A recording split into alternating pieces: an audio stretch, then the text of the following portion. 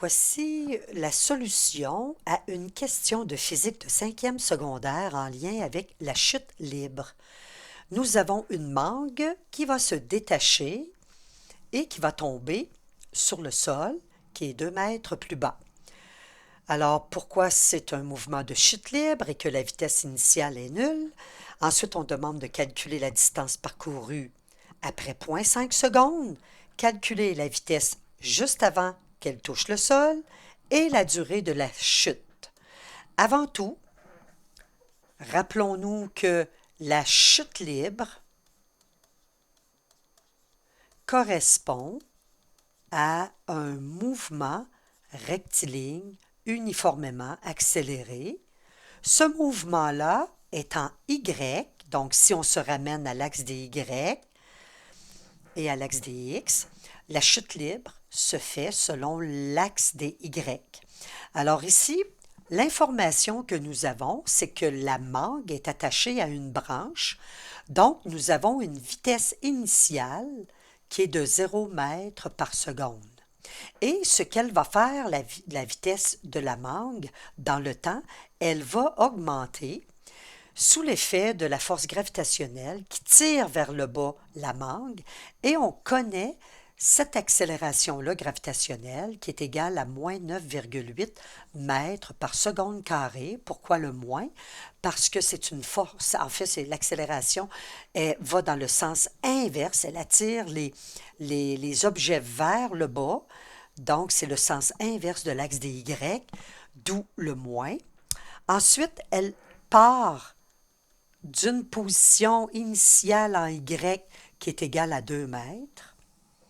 Donc, avec ces valeurs, nous allons pouvoir répondre aux questions. La première question, on nous demandait pourquoi que c'est une chute libre. Ben, en fait, on laisse tomber un objet, donc c'est seulement la gravité qui va influencer cette chute. Et on néglige aussi la résistance de l'air. On en fait abstraction. Ensuite, elle commence, comme elle est attachée à la branche, alors la mangue va partir du repos, donc une vitesse initiale qui est égale à 0 mètre par seconde. Et encore une fois, je répète, c'est seulement la gravité qui agit sur la mangue. Nous allons répondre à la question B. À la question B, on nous pose comme question de calculer la distance parcourue par la mangue après 0,5 secondes. Donc, ça veut dire que dans le temps, la mangue va parcourir une certaine distance. Donc, c'est ce que nous voulons connaître ici. Donc, elle va se retrouver pas nécessairement au sol parce qu'on l'a comme arrêté dans le temps. Donc, après 0,5 secondes, nous allons calculer le delta Y. On pourrait aussi calculer le Y final. Alors, posons notre problème. La physique, c'est une pose du problème. Ensuite, nous regardons les formules et nous regardons les formules qui contiennent les variables que nous avons posées. Alors, nous avons une vitesse initiale qui est égale à 0 mètres par seconde. On nous demande de calculer le déplacement, mais pour un temps de chute qui est égal à 0,5 secondes. Alors, on veut le déplacement en Y. Alors, comme je le mentionnais tout à l'heure, on regarde nos formules. Nous avons nos variables. Quelle est la formule qui relie toutes ces variables-là et qui contient notre inconnu, notre variable inconnue? Nous avons celle-ci. Alors, ce sont nos équations du mouvement rectiligne uniformément accéléré.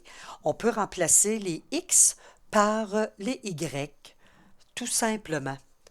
Alors, nous avons, dépendamment des feuilles de formule que vous avez, elle peut prendre une forme un peu différente. On peut avoir A delta T au carré sur 2 directement, au lieu d'avoir le 1/2 fois A fois le delta T au carré. Alors, il suffit simplement de substituer. Nous avons une vitesse initiale qui est 0 mètres par seconde, qui est multipliée par le delta T. Alors ici, ça va nous donner 0, plus nous avons 1/2 multiplié par le moins 9,8 mètres par seconde carrée, multiplié par le 0,5 secondes au carré. Donc, lorsque on fait le calcul, nous arrivons à une valeur qui est égale à moins 1,225 mètres. Alors, pourquoi le moins? Le déplacement se fait vers le bas, donc le sens opposé à l'axe des Y. Donc, il va avoir un parcours pendant ce temps-là, ce laps de temps, qui va correspondre à 1,225 mètres.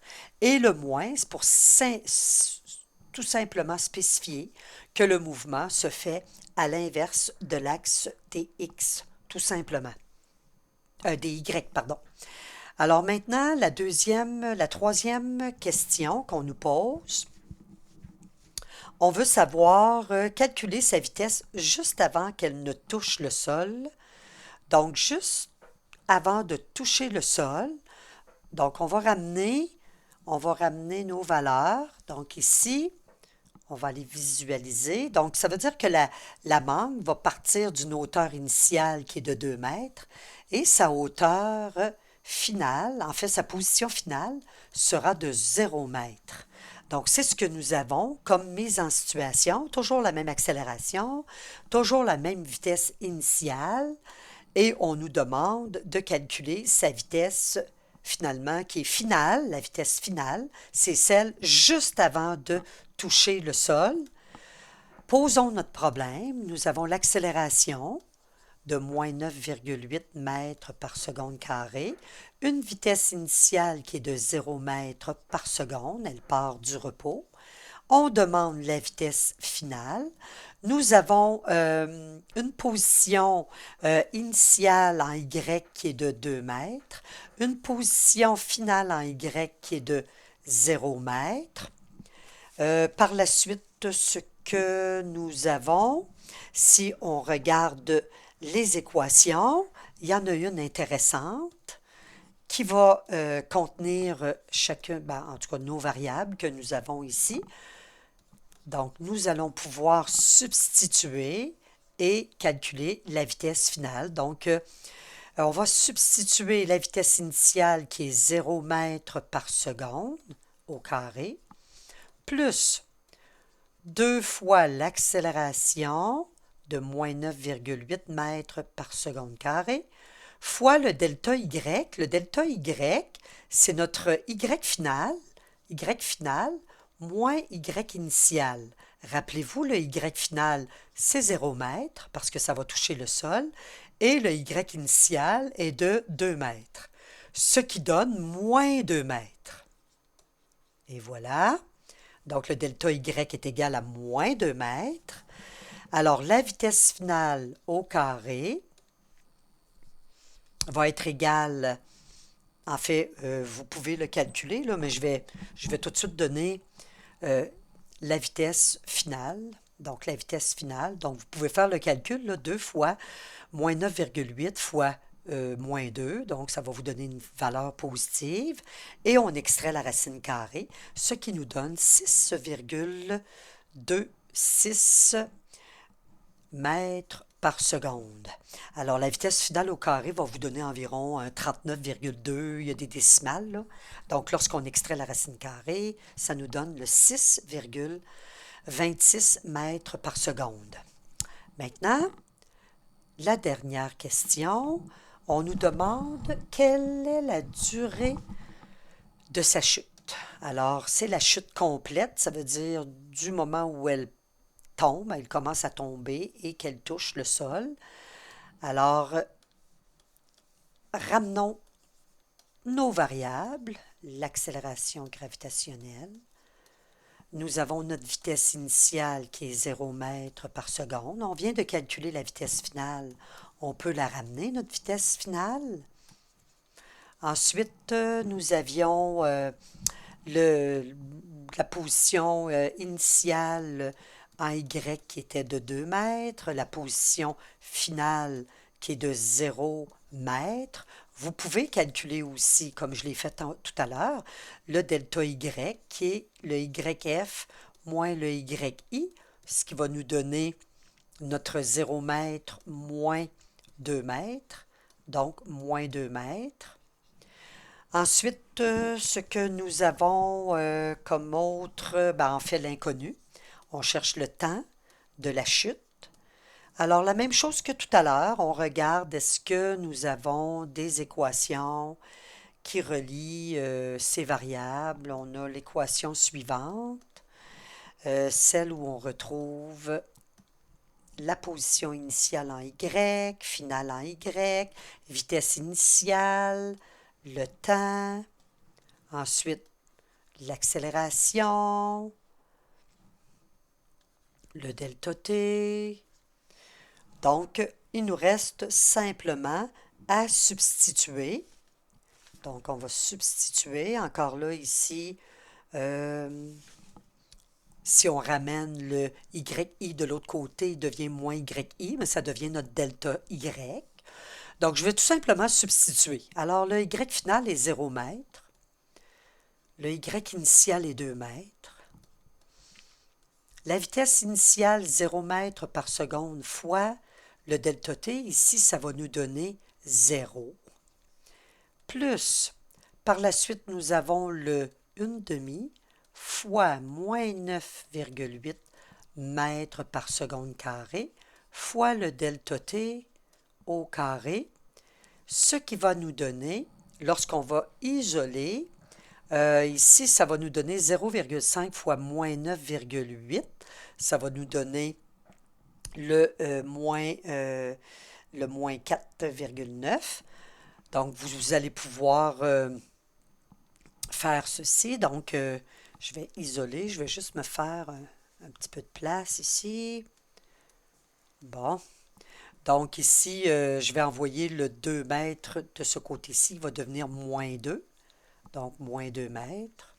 De ce côté-ci, j'ai 0. Ici, j'ai moins 4,9 fois le delta T au carré. Il suffit tout simplement de diviser des deux côtés par... je vais laisser tomber les unités, là. Ça va faire moins lourd. Donc, on divise des deux côtés par moins 4,9, ce qui va nous donner un delta T au carré. Ça va nous donner une valeur positive.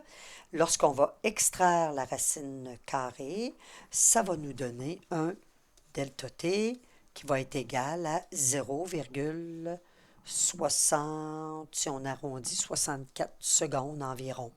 Donc, ça termine la solution, les solutions à ces questions.